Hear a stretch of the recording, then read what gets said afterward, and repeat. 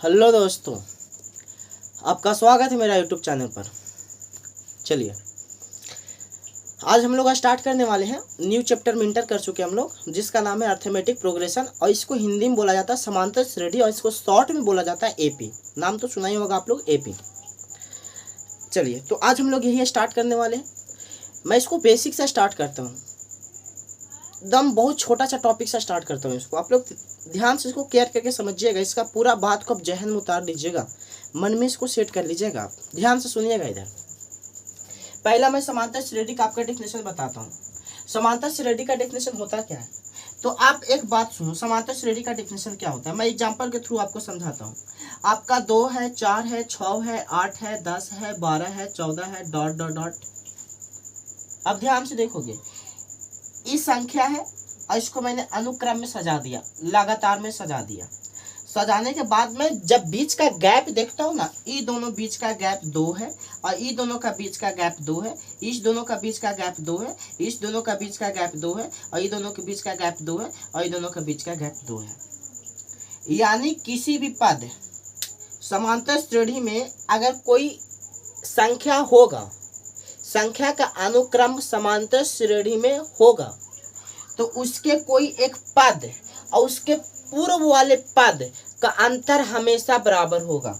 जैसे आप इसके माइनस कर दोगे, अंतर का माइनस मतलब माइनस होता है, सब्ट्रैक्शन। आप 4 में से 2 को घटाओगे तो आपका 2 आएगा, मैंने 2 लिखा।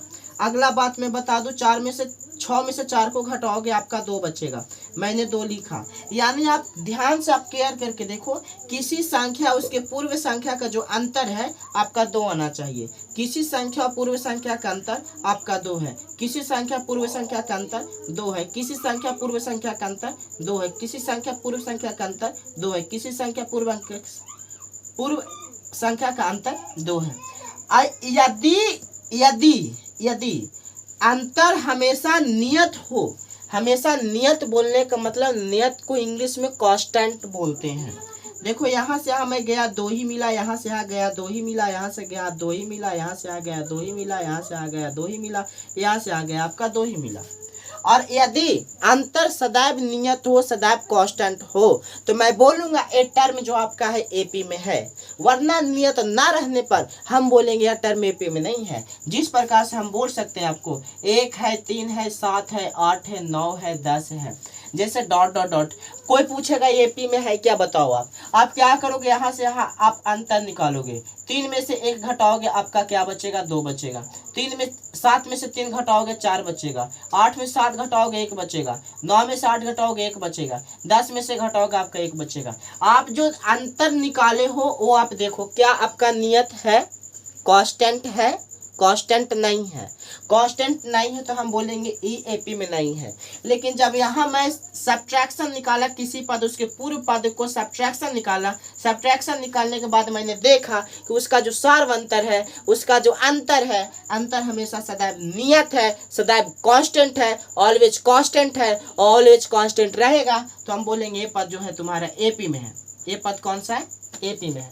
समझ में आया। एग्जाम्पल नंबर फर्स्ट हो गया। एग्जाम्पल नंबर आप सेकेंड देखिएगा। एग्जाम्पल नंबर सेकेंड मैं बता रहा हूँ, 10 है, 20 है, 30 है, 40 है, 50 है, डॉट डॉट डॉट।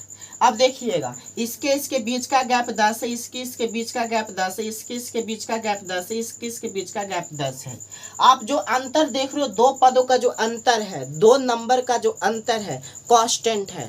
कांस्टेंट ऐसा नहीं कि एक ही जगह पर कांस्टेंट है, यहाँ भी, यहाँ भी, यहाँ भी, प्रत्येक जगह पर हमेशा आपको कांस्टेंट मिलेगा। और ओ टर्म अगर कांस्टेंट मिला तो आप ओ टर्म को बोलोगे ए टर्म एपी में है, और कांस्टेंट नहीं मिला तो आप बोलोगे ए टर्म एपी में नहीं है। समझ में आया। क्वेश्चन आपको पूछ देगा इस प्रकार से। जैसे मैं अभी इसको इरेज कर रहा हूँ, इरेज करने के बाद मैं आपको क्वेश्चन पूछता हूँ, आप लोग बताइएगा मेरे को। जैसे आपका क्वेश्चन बोल देगा, क्या पहला क्वेश्चन बोला कि निम्नलिखित बताइए कौन एपी में है। निम्नलिखित में कौन एपी में है, मतलब आपका जो फॉलोइंग का मतलब निम्नलिखित होता है। निम्नलिखित में आपका कोई टर्म दिया हुआ है, आपको चुनकर बताना है कि इसमें एपी कौन है, इसमें एपी कौन नहीं है। पहला टर्म आपका दे दिया क्या कि 6 है, 12 है, 18 है एंड 24 है एंड 30 है, डॉट डॉट डॉट। दूसरा टर्म दे दिया आपका 5 है, 10 है, 12 है, 15 है, 18 है, डॉट डॉट डॉट। तीसरा आपको दे दिया क्या कि 20 है, 15 है एंड 10 है एंड कितना है 5 है एंड 0 है एंड -5 है, डॉट डॉट डॉट। अगला आपको दे दिया 5 है, 12 है, 15 है, 3 है, 8 है, 18 है, 13 है, डॉट डॉट डॉट। इस प्रकार से आपको टर्म दे दिया और आपको चुन कर बताना है कि बताओ एपी में है या एपी में नहीं है। तो एपी में निकालने से पहले हम क्या देखने वाले हैं, एपी को निकालने से पहले हमको पता लगाना है कि एपी में है या नहीं है। तो उसके पहले हमको क्या करना पड़ेगा कि एक अंक और उसके पूर्व वाली अंक का अंतर निकालना पड़ेगा। तो मैंने इसका अंतर निकाला 6 आया, इसका अंतर निकाला 6 आया, इसका अंतर निकाला 6 आया, इसका अंतर निकाला 6 आया। आप देखोगे ये जो सार अंतर आपका निकला, कॉमन डिफरेंस जो आपका निकला, कॉमन डिफरेंस आपका सेम है, तो आप इसको बोलोगे ये आपका एपी में है, एपी में है। समझ में आया, आपका एपी में है। आप ध्यान से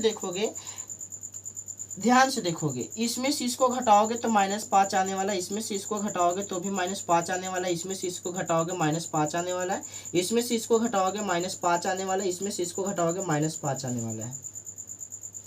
या तो आप एक बात देखो ना भाई साहब, इसमें से आप इसको घटाओगे तो तुम्हारा 5 ही आने वाला है, इसमें से इसको घटाओगे 5 ही आने वाला है, इसको में से इसको घटाओगे 5 ही आने वाला है। मेरा बात नहीं समझ रहे हो, ध्यान से देखना, मैं आपको बात ही बता देता हूँ। मेरे को इधर से नहीं चलना होता है, मेरे को इधर से चलना होता है, इधर से चलना होता है। तो किसी संख्या और उसके पूर्व वाली संख्या का अंतर, यानी 15 में से हमको 20 घटाना है, 15 में से 20 घटाएंगे -5 बचेगा, यानी इसके अंतर -5 आया, इसके अंतर -5 आया, इसका अंतर -5 आएगा, इसका अंतर -5 आएगा और इसका अंतर -5 आएगा। हम बोलेंगे भैया इसका कॉमन डिफरेंस सेम है, कॉमन डिफरेंस सेम है, तो मैं बोलूँगा एपी में है, एपी में है। अब मैं यहाँ पर देखता हूँ, अगर 10 में से 5 घटाऊंगा आपका 5 बचेगा, 12 में से 10 घटाऊंगा 2 बचेगा, 15 में से 12 घटाऊंगा 3 बचेगा, 18 में से 15 घटाऊंगा 3 बचेगा। एक कॉमन डिफरेंस आपका सेम नहीं है, हम बोलेंगे एपी में नहीं है, एपी में ना है। समझ में आई लो तो हनी के भैया लोग। अगला देखना, 12 में से 5 घटाएंगे 7 बचेगा, 15 में से 12 घटाएंगे 3 बचेगा, 13 में से 15 घटाएंगे -2 बचेगा, 18 में से 13 घटाएंगे 5 बचेगा। ये आपका कॉमन डिफरेंस सेम ना हो भैया तो बोलवा का कि एपी में ना है, कोई तो है, एपी में ना है। समझ में लो तो हनी के, पूरा विश्वास है कि आप लोगों को समझ में आ रहा होगा। चलिए मैं इसको इरेज करूँ, एपी में है या नहीं आप पहचान लोगे ना, पहचान लोगे, प्रॉमिस करो पहचान लोगे, पहचान लोगे। अब मैं इसको इरेज करता हूँ, इरेज करने के बाद मैं क्या बताता हूँ आपको, तो इसको इरेज करने के बाद थोड़ा सा हम टर्म बताते हैं, आप लोग ध्यान से देखिएगा। मैंने अभी क्या बताया आपको कि एपी में है या नहीं है, हमको पहचानने के लिए क्या करना पड़ेगा, तो हमको पहचानने के लिए भाई साहब हमको क्या करना पड़ेगा, निकालना पड़ेगा कॉमन डिफरेंस। यहाँ से 6 आएगा, यहाँ से 6 आएगा, यहाँ से 6 आएगा, यहाँ से 6 आएगा, ये निकालना पड़ेगा। इसको हम लोग बोलते हैं हिंदी में सारवंतर। क्या बोलते हैं हिंदी में इसको? सारवंतर। इंग्लिश में बोलते हैं कॉमन डिफरेंस। इंग्लिश में क्या बोलते हैं? Common difference. समझ में आया? हिंदी में इसको सारवंतर बोलते हैं, इंग्लिश में इसको कॉमन डिफरेंस बोलते हैं। समझ में आ गया? चलो आ गया। अब मैं आपको एक बात बताता हूँ, अब ध्यान से सुनिएगा। यहाँ पर एपी में कुछ संकेत होते हैं, तो कुछ हम संकेत के बारे में जान लेते हैं। एपी के कुछ संकेत, एपी के कुछ संकेत, एपी के कुछ संकेत क्या क्या होता है, तो मैं आपको बात बता देता हूं। पहला, एपी का कुछ संकेत आपको बोला जाए तो किसी एपी का प्रथम पद, द्वितीय पद, तृतीय पद, dot dot dot dot dot dot, तृतीय पद। अगला, पदों को क्रमशः आपका सूचित किया जाता है T1, T2, T3, T4, dot dot dot Tn। या तो आप इसको लिख सकते हो कि A1, A2, A3, A4, dot dot dot An। अब एक एपी का प्रथम पद, दूसरा पद, तीसरा पद, चौथा पद, डॉट डॉट डॉट पदों की संख्या इनफाइनाइट हो, यानी नंबर ऑफ पद is equal to n, infinite हो। समझ रहे हो ना? बहुत दूर तक गया, बहुत दूर तक गया है, मेरे को नहीं पता कितना तक गया है। तो आप वहां पर Tn लिख दोगे। यानी प्रथम पद को तुम बोलोगे T1, दूसरा पद को बोलोगे T2, तीसरा पद को बोलोगे T3, चौथा पद को बोलोगे T4 और सबसे लास्ट पद को तुम बोलोगे Tn। समझ में आया समझ में। पहला पद को A1 बोलोगे, दूसरा पद को A2 बोलोगे, तीसरा पद को A3 बोलोगे, चौथा पद को A4 बोलोगे, डॉट डॉट डॉट, सबसे लास्ट वाले पद को तुम AN बोलोगे। या तो तुमको ए वाला संकेत लिखने का मन करे तो तुम ए वाला संकेत लिखना, यदि ए संकेत तुमको मन ना करे तो तुम ए संकेत लिखना। अलग अलग प्रकाशन के बुक में अलग अलग आपको संकेत मिल जाएगा।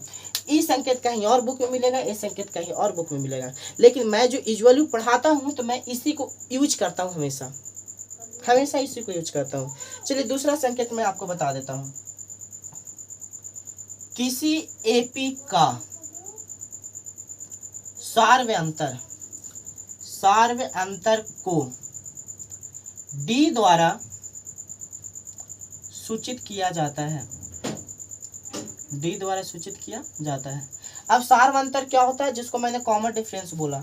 जैसे 6 आपका 12 है, 18 है, 24 है, 30 है, डॉट डॉट डॉट आपका है, तो यहाँ से डिफरेंस निकालोगे 6, यहाँ से डिफरेंस 6, यहाँ से 6, यहाँ से 6, ये जो आपका डिफरेंस निकल रहा है इसी को कॉमन डिफरेंस बोलते हैं। और कॉमन डिफरेंस को हमेशा सूचित किया जाता है डी के द्वारा, कॉमन डिफरेंस को सूचित किया जाता है डी के द्वारा। अगला बात मैं आपको बता दूं, तीसरा बात मैं बता रहा हूँ आपका कि किसी एपी का अंतिम पद को टीएन के द्वारा सूचित किया जाता है, टीएन के द्वारा सूचित किया जाता है। या तो आप टीएन बोल दो या तो आप एन बोल दो, एन भी बोल सकते हो, टीएन भी बोल सकते हो। मैं हमेशा टीएन का यूज करता हूँ तो मैं टीएन लिखा। अगला बात मैं तुमको बता दूं, किसी एपी का एनवा पदों का योग को एस एन या एस के द्वारा सूचित किया जाता है। ये बात क्या हो गया सर, ये तो बात समझ में आया हमको सर कि एपी का प्रथम पद को T1 लिखेंगे, दूसरा पद को T2 लिखेंगे, तीसरा पद के T3 लिखेंगे, चौथा पद के T4 और सबसे लास्ट वाले पद को हम TN लिखेंगे। ये बात मैंने समझ लिया सर। अब मैंने ये भी समझा सर कि आप T1 को A1 भी लिख सकते हो, T2 के A2 भी लिख सकते हो, T3 को A3 भी लिख सकते हो, T4 को A4 लिख सकते हो, डॉट डॉट डॉट TN को आप AN भी लिख सकते हो। वो तो बात हम समझ गए सर। मैंने ये भी समझ लिया सर कि किसी एपी का जो सार्व अंतर कॉमन डिफरेंस निकलता है उसको हम लोग शॉर्ट में डी बोलते हैं सर। चलिए ये भी मैंने समझ लिया।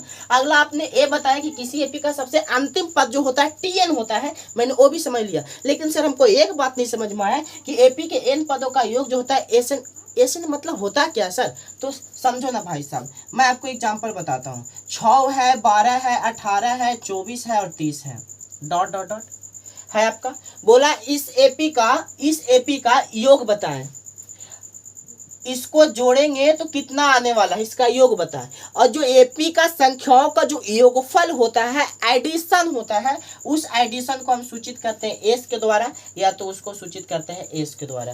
एस एन के द्वारा सूचित कर दो या तो एस के द्वारा सूचित कर दो। मुझे पूरा उम्मीद है बात आप लोग समझ गए होंगे। एपी का जो एडिशन होता है, एडिशन को सूचित किया जाता है एस एन के द्वारा या तो एस के द्वारा।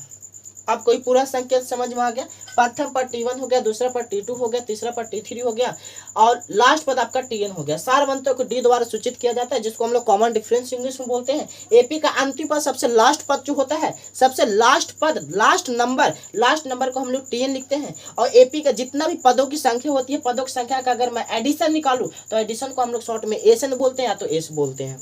ये बात पूरा कंफर्म है। मैं इसको इरेज करता हूँ।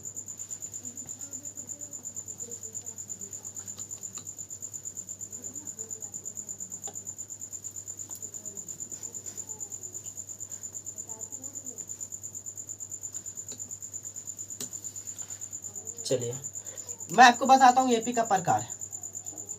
एपी के प्रकार, या तो इसको इंग्लिश में बोल सकते हैं types of AP. Types of AP आपका 2 प्रकार का होता है। पहला को बोलते हैं परिमित एपी, पहला को क्या बोलते हैं, परिमित एपी। देखो परिमित एपी होता क्या है, एपी 2 प्रकार का होता है। ऐसा कोई टीचर बताते नहीं आप लोग को, लेकिन मैं बताता हूँ। एपी आपका 2 प्रकार का मिलेगा। एक परिमित एपी होता है, एक अपरिमित एपी होता है। परिमित एपी बोलने का मतलब होता है जिसका लास्ट पद हमको पता हो, किसका लास्ट पद इतना है। जैसे आपको मैं बता दूं कि एक एपी का उदाहरण मैं लिया, एक एपी का एग्जाम्पल मैं इस प्रकार से ले लिया कि एग्जाम्पल 2 है, 4 है, 6 है, 8 है, 10 है, 12 है एंड 14 है। बस एक रास आगे हम नहीं जाने वाले हैं, डॉट डॉट डॉट हम नहीं लगाने वाले हैं, क्योंकि हमको आगे जाना ही नहीं है, हमको बस यहाँ तक रहना, हमको रुकना है, हमको नहीं जाना आगे। तो ये जो लास्ट पद हमको पता है कि लास्ट पद इसका 14 है, तो जिस एपी का लास्ट पद हमको पता हो उसी को हम लोग बोलते हैं डिफिनिट एपी या तो परिमित एपी। इंग्लिश में इसको बोलते हैं डिफिनिट एपी। हाँ डिफिनिट ही बोलते हैं ना, हाँ डिफिनिट ही बोलते हैं, हाँ डिफिनिट ही बोलते हैं इसको। क्या बोलते हैं? Definite AP. Are you getting bro sister? Okay, सुनिएगा ध्यान से। जिस एपी का अंतिम पद पता हो उसे परिमित एपी कहा जाता है। देखिए भाई साहब, इस एपी का हमको लास्ट पद पता है, हमको आराम से पता है। दूसरा एग्जांपल मैं ले रहा हूँ, 4 है, 8 है, 12 है एंड 16 है एंड कितना हो जाएगा, 16 के बाद 20 हो जाएगा, 20 के बाद 24 हो जाएगा, 24 के बाद 28 हो जाएगा। मेरे को लास्ट पद पता है कि इसका लास्ट पद ना 28 है, हमको आगे नहीं जाना, हमको बढ़ना ही नहीं आगे। तो जिस एपी का हमको लास्ट पद पता होता है तो उसको हम बोलते हैं परिमित एपी, और जिस एपी का लास्ट पद नहीं पता होता उसको बोलते हैं अपरिमित एपी। जैसे आपका मैं दूसरा आपको बता देता हूँ, अपरिमित एपी, अपरिमित एपी, इसको इंग्लिश में बोलते हैं indefinite AP, sorry infinite AP, इसको फाइनाइट एपी, फाइनाइट मैं क्या बोल दिया था उस वक्त? डिफिनिट बोल दिया था ना, नहीं डिफिनिट है, फाइनाइट एपी। फाइनाइट एपी मतलब परिमित एपी। जिसका हमको लास्ट पद पता है उसको फाइनाइट एपी बोलते हैं, और जिसका हमको लास्ट पद नहीं पता उसको इनफाइनाइट एपी बोलते हैं। इनफाइनाइट, इसको हमको लास्ट पद नहीं पता, यानी वैसा एपी जिसका अंतिम पद पता ना हो उसे अपरिमित एपी कहते हैं। Are you getting? जिसका लास्ट पद हमको ना पता हो उसको हम लोग परिमित एपी बोलते हैं। जैसे मैं आपको एग्जांपल के थ्रू समझाता हूँ, 2 है, 4 है, 6 है, 8 है, डॉट डॉट डॉट। मेरे को थोड़ी पता लास्ट पद कौन सा है, मेरे को नहीं पता लास्ट पद कौन सा है, जा रहा है, मेरे को क्या पता, तो इसको हम बोलेंगे इनफाइनाइट एपी। दूसरा एग्जाम्पल मैं दे रहा हूँ, 4 है, 8 है, 12 है, 16 है, 20 है, डॉट डॉट डॉट, जा रहा है, मेरे को नहीं पता। मुझे उम्मीद है आप लोग समझ गए होंगे इस बात को कि परिमित एपी क्या होता है और अपरिमित एपी क्या होता है। परिमित एपी बोलने का मतलब होता है जिसको हमको लास्ट पद पता है उसको परिमित एपी बोलते हैं, फाइनाइट एपी बोलते हैं, और जिसका हमको लास्ट पद ना पता उसको इनफाइनाइट एपी बोलते हैं, हिंदी में अपरिमित एपी बोलते हैं। बात समझ में आ गया होगा आप लोग के? मुझे पूरा उम्मीद है आप लोग समझ गए होंगे।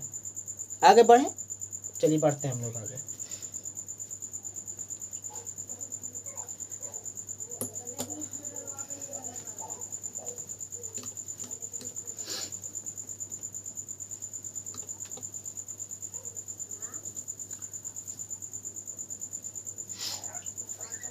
चलिए हम लोग अब क्वेश्चन की ओर बढ़ते हैं।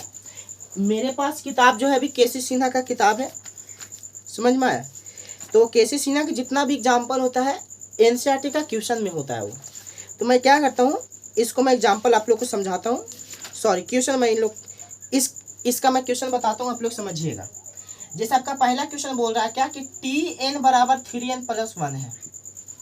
ये आपका क्वेश्चन की ओर बढ़ गया। आपका जो टॉपिक था वो खत्म हो चुका, जितना भी इसमें इंपॉर्टेंट टॉपिक था मैंने उसको पढ़ा दिया। हाँ अभी एपी नहीं पढ़ा हूँ पूरा, एपी का जो फर्स्ट चैप्टर है जिसको हम लोग 5.1 बोलते हैं मैंने वो पढ़ाया अभी तक।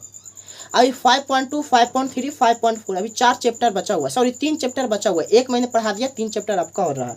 तो 5.1 का जितना भी थ्योरी था मैंने थ्योरी आप लोग को बता दिया।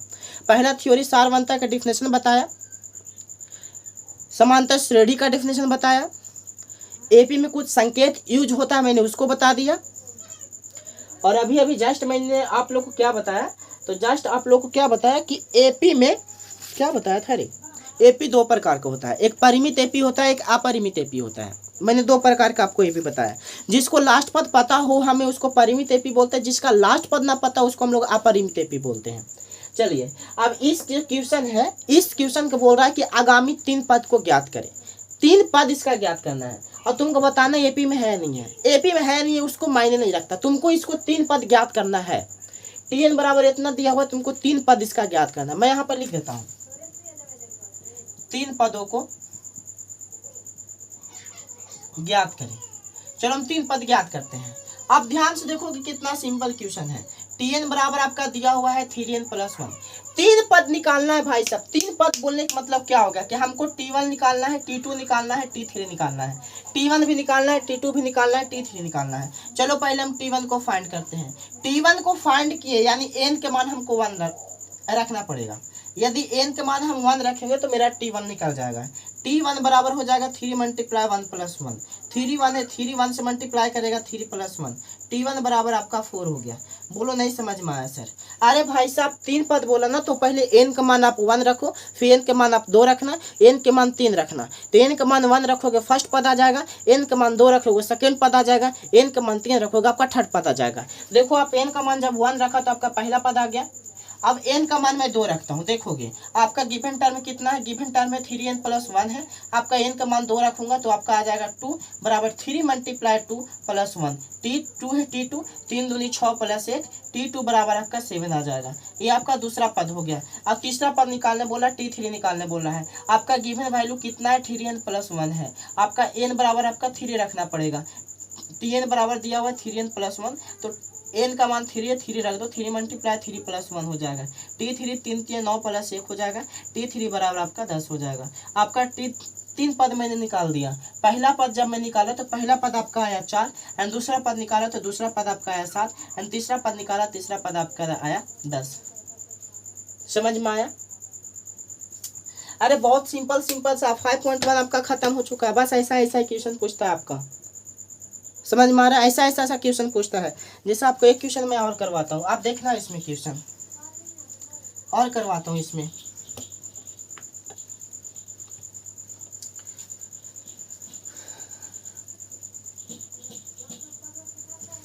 जैसे आपका क्वेश्चन क्या बोल रहा है कि इसमें भी 3 पद आपको फाइंड करना है। बोला क्या कि Tn बराबर n - 3/4 है। आगामी 3 पद निकाले, 3 पदों को निकाले। इसमें 3 पदों को निकालना है आपका। तो भाई साहब क्या करना पड़ेगा, n का मान 1 रखो, तुम रखो पहले। n का मान 1 रखो, n का मान 2 रखो, n का मान 3 रखो। n का मान 1 रखोगे तो आपका पहला पद आ जाएगा, n का मान 2 रखोगे आपका दूसरा पद आ जाएगा, n का मान 3 रखोगे आपका तीसरा पद आ जाएगा। आप रख कर देखो, मैं रखता हूँ, देखो आप लोग समझो। n का मान आपका गिवन टर्म में कितना है, तो गिवन टर्म आप देख लो। गिवन टर्म में Tn बराबर आपका दिया हुआ है n - 3/4 दिया हुआ है। आप बोलो n का मान 1 रखना है तो n का मान 1 रखो, 1 - 3/4। T1 बराबर आपका कितना -2/4 हो जाएगा, कटेगा -1/2 हो जाएगा। ये आपका फर्स्ट पद आ गया। मेरे को अब सेकेंड पद निकालना है। आपका गिवन टर्म है n - 3/4। बोलो n का मान आपकी 2 रखना है। बोलो 2 है, रहने दो, 2 × 3/4। T2 है, T2 रहने दो, -1/4। हमको क्या निकालना है भाई साहब, गिवन पद है आपका n - 3/4। n का मान तीसरा पद निकालना है। तीसरा आप निकाल के बताओ। जहां जहां n दिखता है ना वहां आप 3 रखो। यहाँ पर n है तो यहाँ पर आप 3 रखो, यहाँ पर n है यहाँ पर 3 रखो। 3 - 3/4, T3 है, T3 रहने दो, 3 में से 3 0, 0/4। T3 बराबर आपका आ जाएगा 0। AP का मैंने पहला पद निकाल लिया, -1/2 आया था। दूसरा पद निकाल लिया, -1/4 आया। तीसरा पद मैंने निकाल लिया, 0 आ गया। क्या लग रहा है आप लोग को? डिफिकल्ट है क्वेश्चन क्या? नहीं समझ में आ रहा आप लोग को? आ रहा होगा। अगर नहीं समझ में आ रहा है तो भी आप क्या ना करो, एक मैं उपाय बताता हूँ। चुल्लू पर पानी लो, डूब के मर जाओ। सही उपाय है। इतना अच्छा समझाने के बाद भी ना समझो तो समझो तुम लोग के पास दिमाग नहीं है, घुटना में दिमाग है। और घुटना में जो दिमाग होता है थोड़ा सा हाफ दिमाग का होता है। या तो जाके रांची में काके में भर्ती हो जाए, तो चुल्लू पर पानी में डूब के मर जाओ। चलो अगला क्वेश्चन देखोगे। अगला क्वेश्चन मैं आप लोग को बताता हूँ।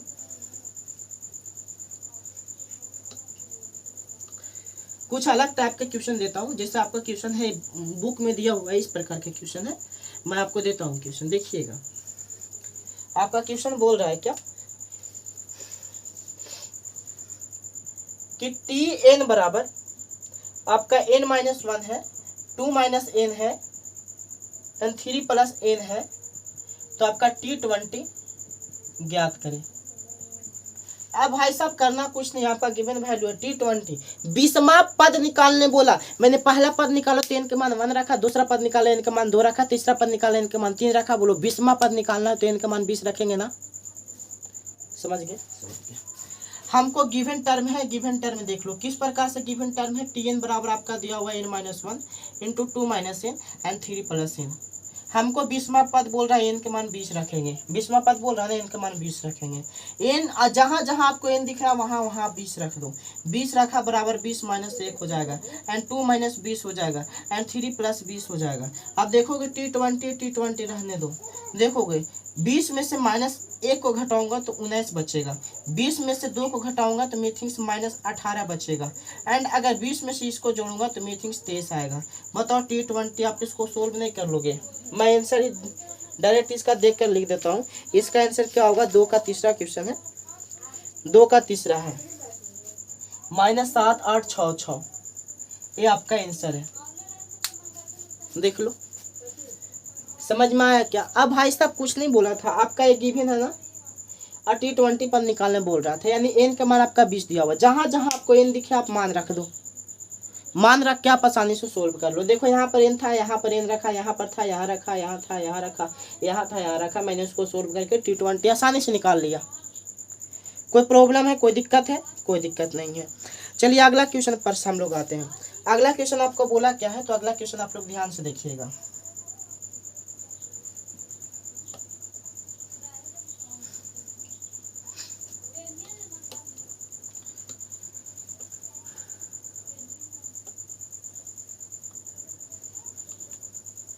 देखिएगा अगला क्वेश्चन आपका बोल रहा है क्या, वीडियो लॉन्ग तो नहीं हो रहा है ना, चलिए अभी नहीं हुआ, लॉन्ग नहीं हुआ वीडियो।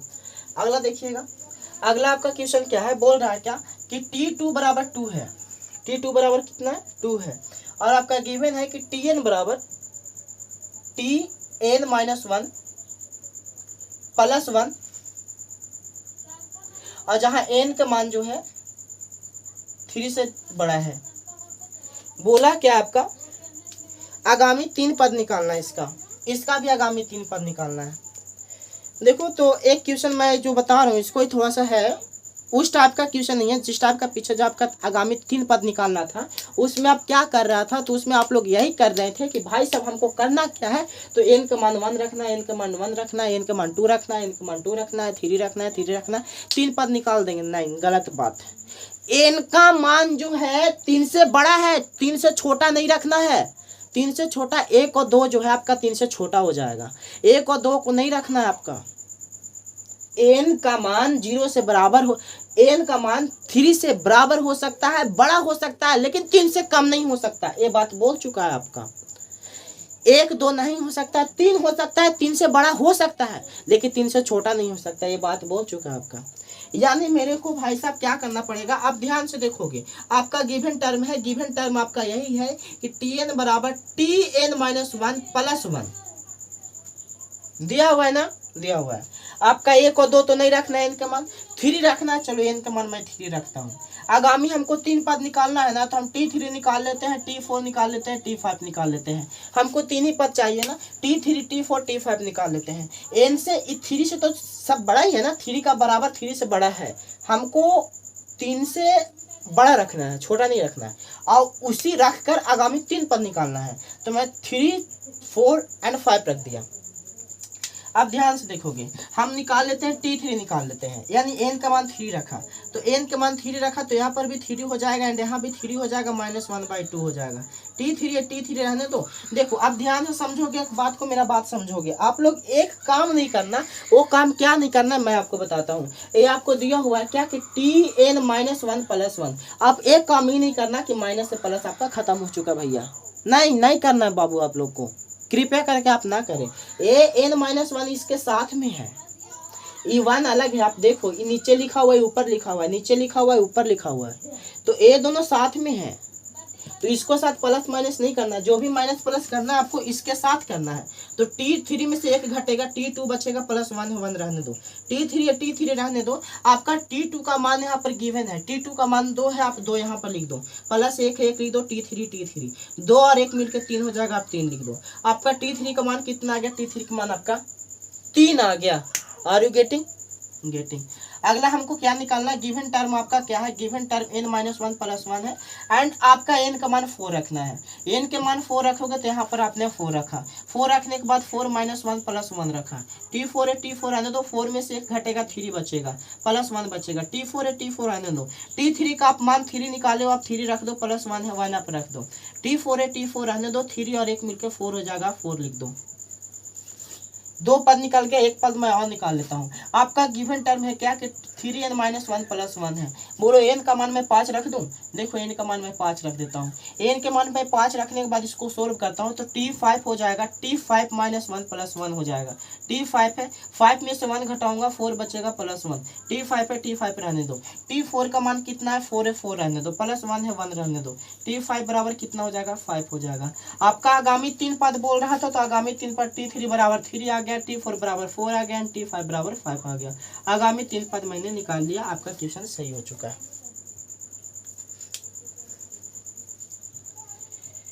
कोई दिक्कत है क्या, नहीं समझ में आया? आया या नहीं आया? आ गया? अरे भाई साहब मैंने कुछ नहीं किया, T2 दिया हुआ था उसको मैंने रख ले, रह गया पैकेट में, मैं इसको रख लिया। रखने के बाद बोला कि n का मान 300 बड़ा होना चाहिए और बराबर होना चाहिए, लेकिन छोटा नहीं होना चाहिए। तो 1 2 तो हमको रखना ही नहीं है, हटा दो उसको, 1 2 को फेंको। यानी n के मान 3 से चलना है तो n के मान 3 रखा, n के मान 4 रखा, n के मान 5 रखा। रखने के बाद मैंने सोल्व कर दिया, सोल्व करने के बाद आंसर लेकर आ गया। अगर आपको ना समझ में आए तो कृपया करके वीडियो को दोबारा देखें, दोबारा देखने के बाद आपको मेरे को उम्मीद है आप लोग समझ जाइएगा। चलिए तो मैं इसे इरेज करता हूँ। इरेज करने के बाद इसी टाइप का एक और क्वेश्चन मैं आपको देता हूँ।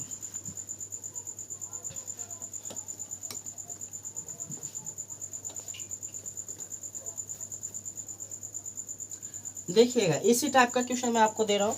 क्वेश्चन बोल रहा है क्या कि T1 बराबर 3 है, ठीक है, एंड Tn बराबर आपका दिया हुआ है क्या कि Tn बराबर 3 Tn - 1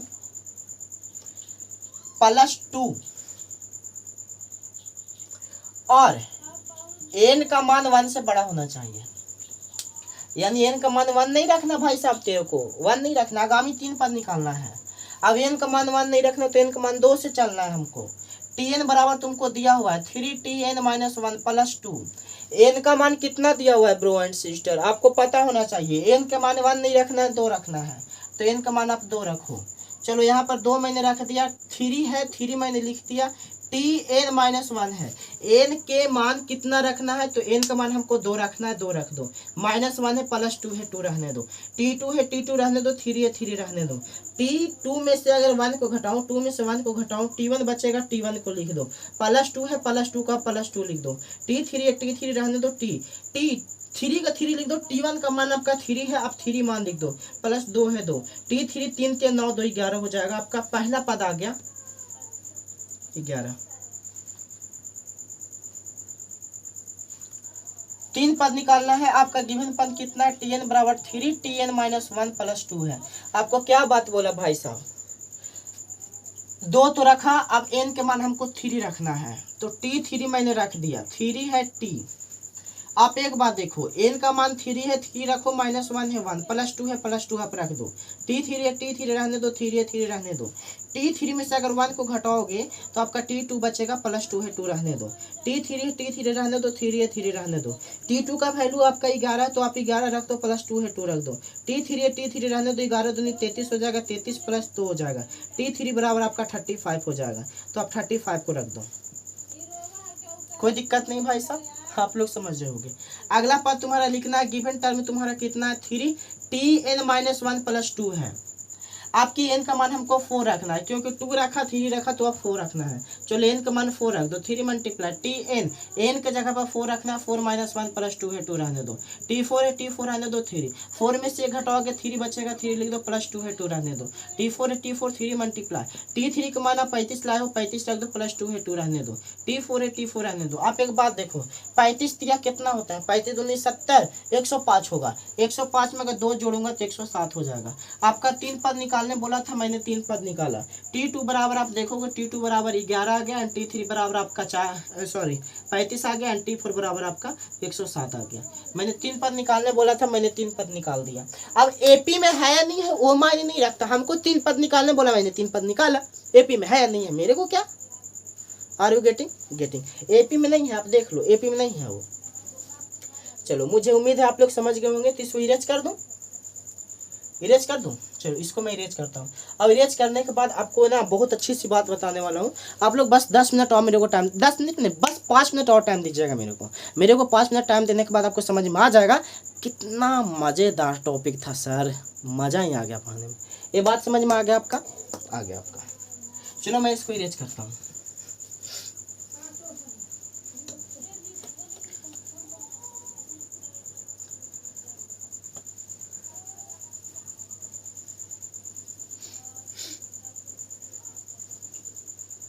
चलो, ध्यान से आप लोग समझोगे। पहला बात मैं लिख रहा हूं,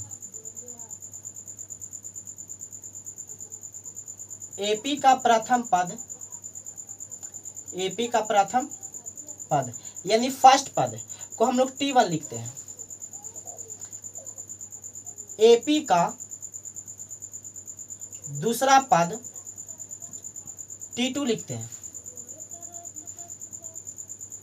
एपी का तीसरा पद T3 लिखते हैं। एपी का चौथा पद T4 लिखते हैं। डॉट डॉट डॉट एपी का अंतिम पद Tn लिखते हैं। ये बात समझ में आया आपका? समझ में आया? पहला पद T1 हो गया, दूसरा पद T2 हो गया, तीसरा पद T3 हो गया, चौथा पद T4 हो गया, पांचवा पद T5, छठा पद T6, सातवां पद T7, डॉट डॉट डॉट। उसी प्रकार जाते जाते एपी का अंतिम पद को हम लोग Tn लिखते हैं। और आपको मैं एक बात बता दूं, सुनिएगा मेरा बात। एपी का फर्स्ट पद को हम लोग ए बोलते हैं। क्या? ए। एपी के सेकेंड पद को हम लोग A+D लिखते हैं। क्या? A+D। एपी के थर्ड पद को हम लोग A+2D लिखते हैं। क्या? A+2D। एपी के फोर्थ पद को हम लोग लिखते हैं भाई साहब A+3D। एपी के 5 पद को हम लोग लिखते हैं A+4D। सर करना कुछ नहीं है, 5 है, आप एक को तो छोड़ोगे नहीं, ये तो हर एक पद में लिखोगे। 5 है तो है 4D, 4 है 3D, 3 है 2D, मतलब आप एक को एक घटा देना। 5 है तो 4D, 4 है तो 3D, 3 है तो 2D, 2D है तो सिर्फ D। समझ में आया? आपको घटा देना। अब फर्स्ट पद को ये बोलते हैं। उसी प्रकार से डॉट डॉट डॉट आप जाते जाइएगा। जेपी का लास्ट पद होता है, आप लास्ट पद को बोलोगे A+n-1 इंटू D। एपी का लास्ट पद को आप क्या बोलोगे? A+n-1 into D। एपी का पहला पद को ए बोलते हैं, दूसरा पद को A+D बोलते हैं, तीसरा पद को A+2D बोलते हैं, चौथा पद को A+3D बोलते हैं, पांचवा पद को आपको A+4D बोलते हैं। उसी प्रकार से हमको जो लास्ट पद होता है, लास्ट पद को A+n-1 इंटू D बोलते हैं। और मैंने क्यों बोलते हैं मैंने उसको अच्छा से समझाया। ठीक है, चलिए आप लोग ध्यान से देखिएगा।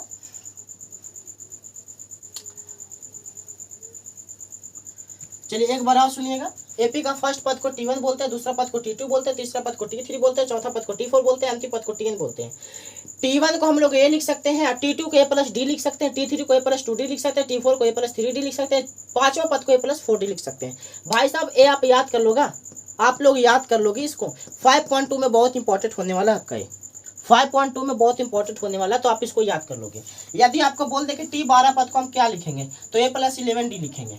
A+11D, क्योंकि यहाँ 12 है तो यहाँ 11 आ जाएगा। बोलेगा A+15D को हम क्या लिख सकते हैं? T50 को हम लोग क्या लिख सकते हैं? तो इसको लिख सकते हैं A+40D। क्या लिख सकते हैं? A+40D। 60 पद को क्या लिख सकते हैं? तो इसको A+50D। 20 पद को क्या लिख सकते हैं, a + 19d। आप लोग लिख लोगे ना, लिख लोगे। चलिए अब हम लोग थोड़ा सा एक और क्वेश्चन देख लेते हैं, 2 क्वेश्चन और हम लोग देख लेते हैं। 2 क्वेश्चन है क्या आपका, तो 2 क्वेश्चन भाई साहब आपका यही है, इसी से क्वेश्चन है आपका। 2 क्वेश्चन यही है, ध्यान से देखिएगा। पहला क्वेश्चन बोल रहा है क्या कि एपी का प्रथम 3 पद लिखें, 3 पद लिखें यदि a बराबर 1 हो और d बराबर 1 हो। पहला क्वेश्चन। दूसरा, a बराबर 3 हो, d बराबर 0 हो। कितना पद लिखना है, 3 पद लिखना है। पहला पद को T1 बोलते हैं, दूसरा पद को T2 बोलते हैं, तीसरा पद को T3 बोलते हैं। मैंने अभी ब्रो एंड सिस्टर आप लोग को हाथ जोड़कर मैं बताता हूँ, अभी मैंने जस्ट आप लोग को बताया कि T1 को हम लोग a लिखते हैं एंड इसको a + d लिखते हैं एंड इसको a + 2d लिखते हैं। मैंने बताया नहीं बताया, बताया। बोलो a के मान 1 है, 1 लिख दूं, a के मान 1 है, 1 रहने दो, d का मान 1 है, d को मान जोड़ दो, a को 1 मिलकर 2 हो जाएगा। a के मान 1 है, 1 आप रहने दो, 2 है 2 रहने दो, d के मान 1 है, 1 रहने दो, 1 + 2 1 मल्टीप्लाई करेगा 2, 2 1 मिलकर कितना हो जाएगा 3। आया समझ में। T1 आपका हो गया 1, T2 हो गया आपका 3 एंड T3 हो गया आपका 3। 2 एंड 3, 1 2 एंड 3, 3 पद निकाल लिया। नहीं समझ में एक बात और देखो, T1 बराबर होता है a, T2 बराबर होता है a + d एंड T3 बराबर आपका कितना होता है a + 2d।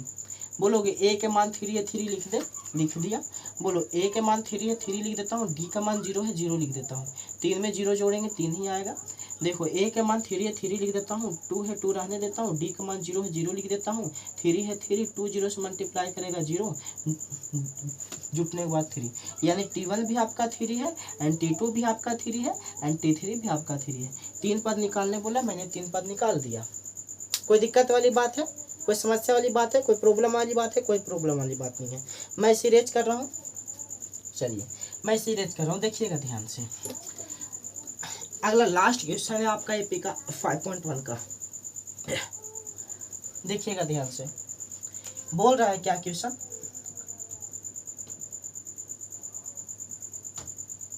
कि निम्नलिखित को जांच करें कि कौन एपी में है, कौन एपी में है, और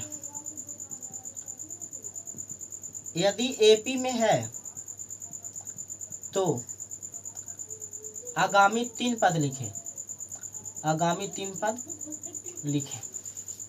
पहला क्वेश्चन आपको दे दिया क्या, पहला क्वेश्चन है 1 है, -1 है, -3 है, -5 है, ... दूसरा है 2 है, 8 है, 2 है, 4 है एंड 8 है एंड 16 है। आप किसको बताना है कि इसमें कौन सा एपी में है, कौन सा एपी में नहीं है। यदि एपी में है तो क्यों एपी में है, एपी में ना है तो क्यों नहीं एपी में है। मैंने आपको एपी में बताने का तरीका मैंने बताया था कि पहले आप इसको से इसको माइनस करोगे। तो अब चलो इसको में से इसको माइनस करो, तो -1 में से इसको माइनस करोगे तो -2 आएगा, यानी इसका माइनस डिफरेंस जो है -2 है। इसमें से आप इसको माइनस करोगे तो -3 हो जाएगा, और इसको माइनस करोगे तो -1 को माइनस करना पड़ेगा। -3 -1 3 में से 1 घटेगा, -2 आएगा, -2। इसके डिफरेंस में भी -2 है। आप इसको डिफरेंस में भी निकालोगे -2 ही आने वाला है, यानी इसका कॉमन डिफरेंस जो है सेम है, और कॉमन डिफरेंस सेम होने के कारण ये एपी में है। मैं बोलूँगा यह एपी में है, यह एपी में है, और यह एपी में होने के कारण इसका अगला 3 पद लिखना है। तो -2 इसमें जोड़ो -7, फिर -2 इसमें जोड़ दो -9, फिर -2 इसमें जोड़ दो -11। इसको चेक करना एपी में है नहीं है। इसमें से घटाओगे आपका 2 आएगा, इसमें से घटाओगे 4 आएगा, इसको में से घटाओगे 8 आएगा। बोल देना भाई साहब यह एपी में नहीं है। समझ में आया, चलिए आया।